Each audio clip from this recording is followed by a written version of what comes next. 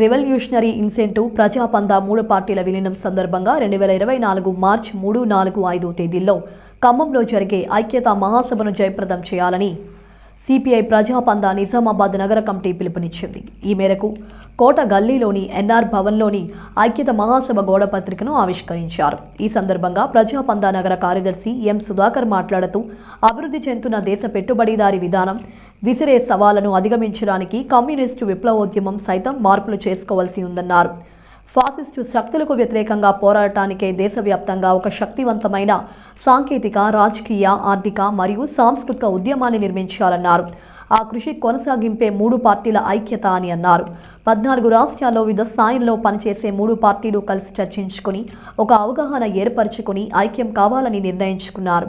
2024 మార్చి 3న ఖమ్మంలో వేలాది మందితో భారీ ర్యాలీ, బహిరంగ సభ నిర్వహిస్తున్నామన్నారు. 4, 5 తేదీల్లో ప్రతినిధుల సభ ఉంటుందన్నారు. ఈ మహాసభలకు వివిధ రాష్ట్రాల నుంచి ప్రతినిధులు హాజరవుతారన్నారు. ప్రజాతంత్ర విప్లవం విజయవంతం కావాలనే ఆశయంతో దేశవ్యాప్తంగా పనిచేస్తున్నటువంటి 3 విప్లవ పార్టీలు విలీనమై సిపిఐఎంఎల్ మాస్ లైన్ ప్రజాపంతా పార్టీగా ఆవిర్భవించబోతా ఉన్నాయి. ఈ సందర్భంగా మార్చి 3 తేదీన ఖమ్మం జిల్లా కేంద్రంలో వేలాది మందితో భారీ బహిరంగ సభ, మహా ధర్నా ర్యాలీ కార్యక్రమం నిర్వహిస్తూ ఉన్నాం. అదేవిధంగా 4, 5 తేదీల్లో ప్రతినిధుల సభ ఉండబోతా ఉన్నది.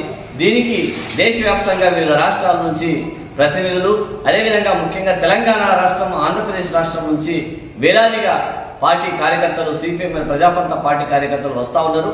ఈ మహాసభల్ని జయప్రదం చేయాలని చెప్పేసి విప్లవ అభిమానులకి, అదేవిధంగా పార్టీ శ్రేణులకి మేము కోరుతా ఉన్నాం.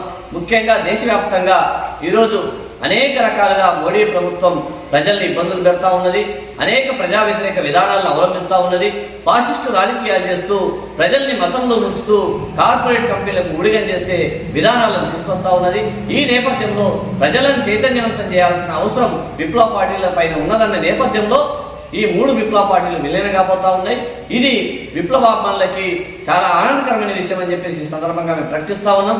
సిపిఐఎంఎల్ మాస్ లైన్ మహాసభను జయప్రదం చేయాలని చెప్పేసి మరోసారి విప్లవాభిమానులకి